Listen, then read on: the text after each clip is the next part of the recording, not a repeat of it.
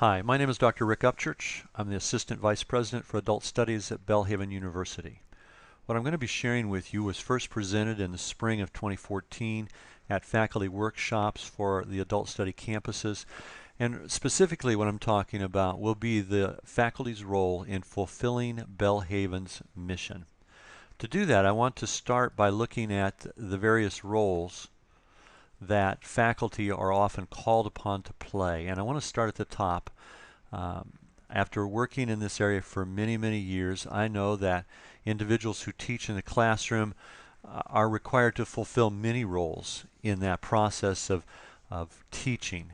And so I'm going to touch bases on these that you see on the screen, and perhaps you'll think of others as well.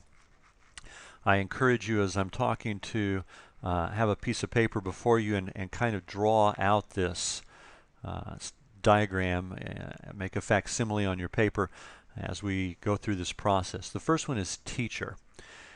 It is obvious that you're the teacher, and in fact we know from reading in the book of James that those who are called to be teachers are held to higher standards of accountability. So first of all, we want to thank you for your willingness to incur this extra level of responsibility before the Lord. Other institutions who are not Christian-based do not always recognize the seriousness of what the teacher does in the classroom and their accountability before the Lord, but we know that you do know that, and that we have hired you because your experience and your credentials combined with your faith statement places you in a unique opportunity, or rather unique place, to be able to instruct our students. And so you are the teacher. You are recognized by the class and by the students that you will teach as that person that we have qualified to be able to stand in front of them with what you know in a way that will help them to become the person that they wish to become. The next one around the circle is the SME. For those of you who may not know, SME stands for Subject Matter Expert. And you are the subject matter expert in the room, at least on almost all occasions. Because you're dealing with adults, many of whom have had experience out in the world, you may find that in some cases they are knowledgeable about a specific area, perhaps as much or more than you from a practical point of view. But because of your education and your experience, you are that subject matter expert in the broader sense for what you are teaching.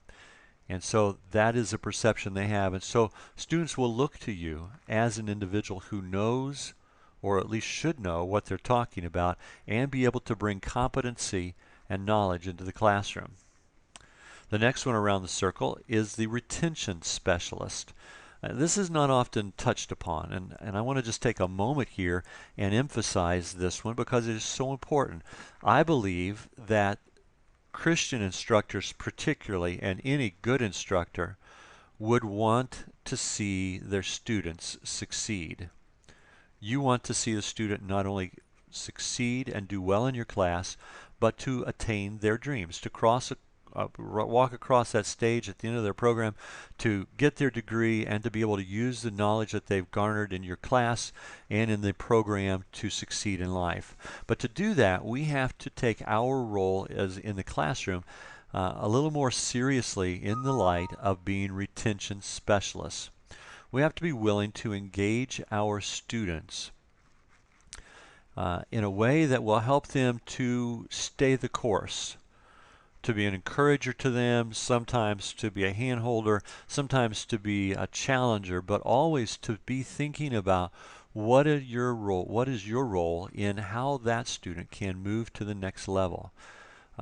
That may require for you to give them your cell phone number. I always do that, give my cell phone number out to my students and encourage them to call. Rarely do they call, but I always do that to make sure that they know that you welcome private emails, to let them know that you're available before, during, and after class, at breaks and after class, to be able to talk with them, to go out of your way to recognize if a student seems to be struggling and to be able to not only lift them up in prayer, but to speak to them in a way that will help them move forward.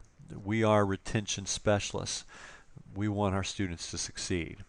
We're also mentors, and I like that. The word mentor for me means investor, and I like that concept of investing in this generation to be able to contribute to them, to impart in their lives a portion of myself. And that means that I have to take seriously each one of them as individuals. I have to see each one of them as unique people who are in their own way looking to fulfill their own dreams, and I have a role in that process. And so I want to share with them what God has given to me in a way that will benefit them, will bless them, will guide them, and encourage them along the path. I want them to see me as a person who is genuine and who genuinely cares. And maybe that's a good way to put it.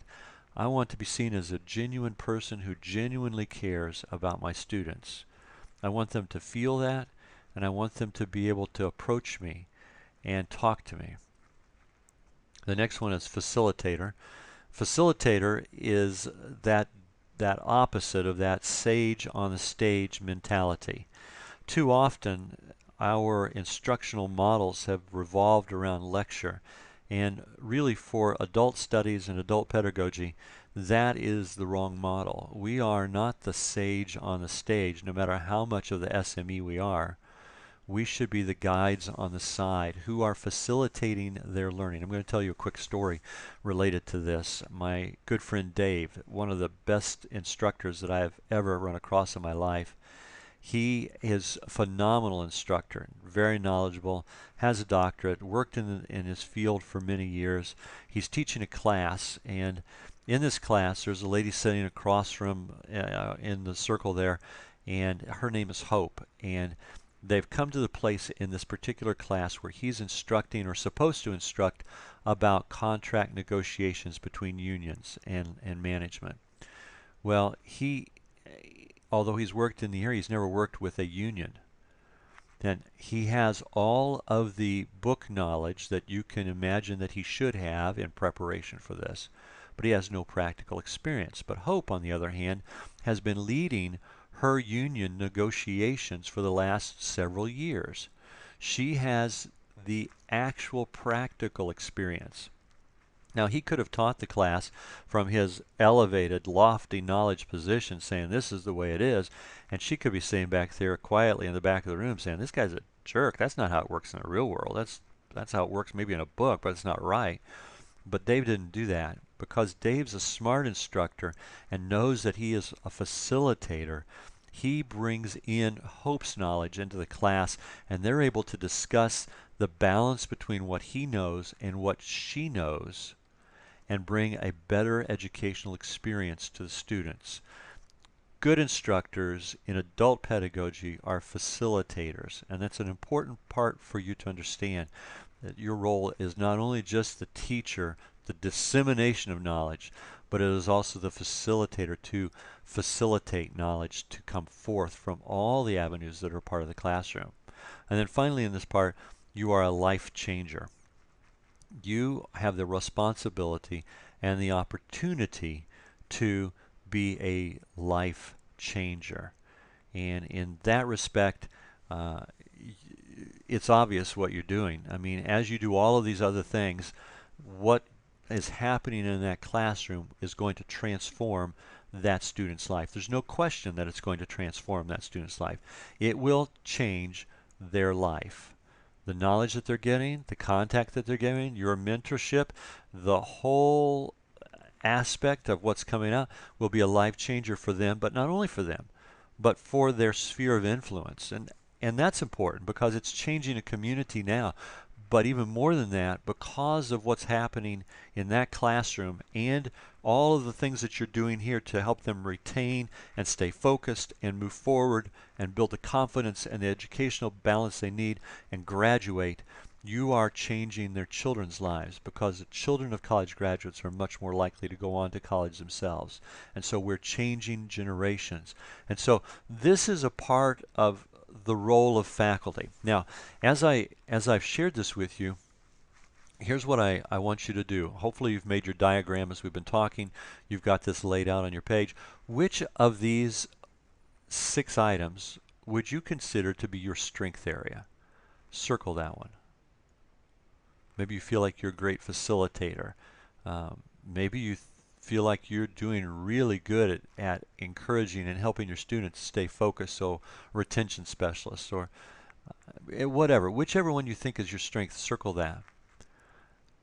And now, whichever one you think is your weakest area, that which you was not maybe as accomplished what you would have liked, circle that.